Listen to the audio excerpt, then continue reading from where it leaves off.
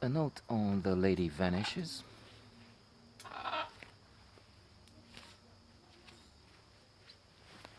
This is the older classic, appreciated, acclaimed version.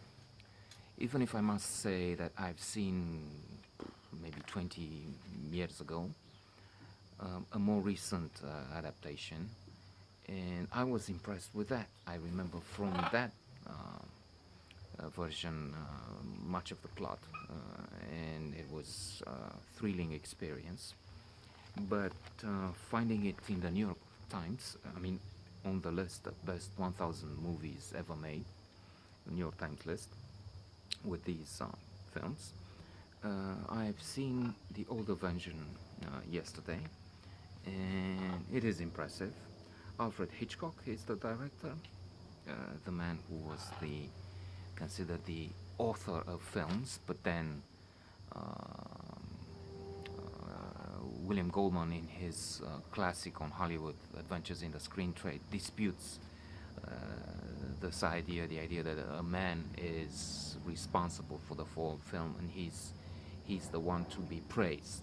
No, there are many involved, and indeed Hitchcock is given as an example of a situation wherein, when critics and others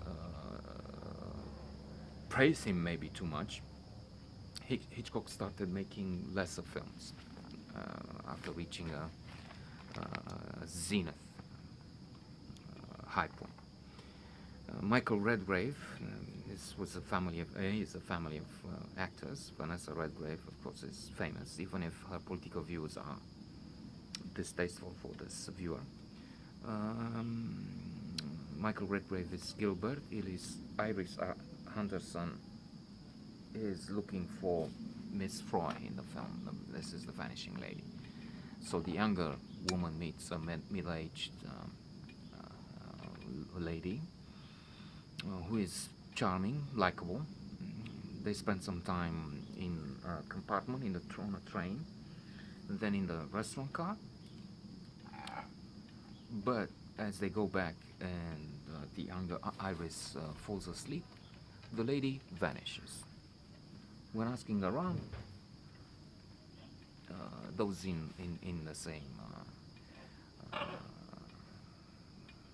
compartment, lady? What lady? No, I think you're confused. And it's the same with many of those asked. She finds Gilbert, before mentioned, who is attracted to her and willing to help. But in the first place, there's there's only denial, and finally they find someone, a woman, who says, "Yes, I've seen her," but the rest don't, because of various reasons. This first witness, so to say, is with a man who's married and wants to be a judge, so he doesn't want to get involved in any inquiry, anything that might affect his reputation. We also get to see side stories, and what is in here is not pleasant. We have two British men who are obsessed with cricket, and they want to be able to arrive in England to see this important match, and anything compromising their arrival is anathema. Is they don't want to be a part of it. I mean, so they say we didn't see, we don't know. And especially since Iris makes a derogatory comment on cricket. I mean, because you talk about that thing, you say you don't remember. Oh, when you say that thing, it's clear, lady, we're all worlds apart, or something like that. But it's coming together. First of all, there's a packet of tea. Iris Henderson mentioned that in her argument. She was here, she mentioned her name, she said so many things. She talked about tea, a million Mexicans drink it. I remember this, I can't have dreamed about it, imagined all this. And indeed, the packet of tea flies on a window. At that time, even now in many places, alas, on this field nearby, they just throw garbage. Some people have this habit. Back then, they didn't know much better or any better. So the cook throws the garbage off the train, and the packet flies on a window. Then in the restaurant car they find the name Freud written. The train was passing, they couldn't hear, so when she said her name and Iris didn't hear, couldn't understand, the woman, the lady, wrote Freud on the on the window of the restaurant car, and it's still there. And we get to see more. We get to understand more of what's happening. For a while, not the reason. Why would you kidnap an older, well, middle-aged woman? There's a doctor. His name is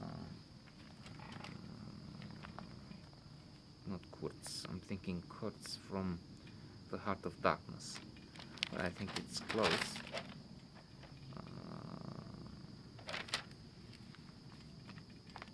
Anyway, he's with the enemy. He keeps explaining there was this knock on the head and how hearts. Anyway, hearts with the heart.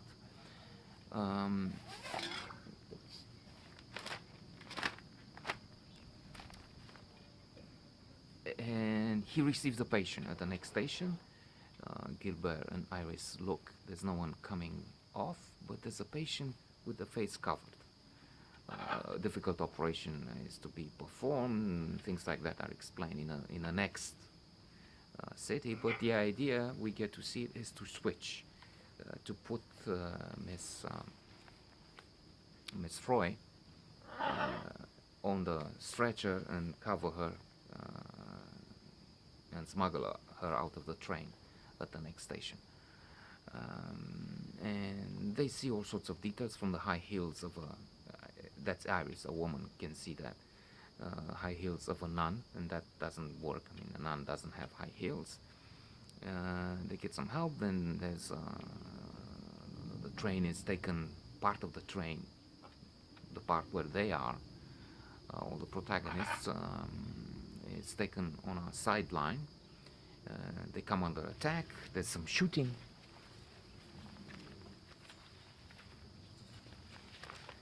And the film is very exciting, very good.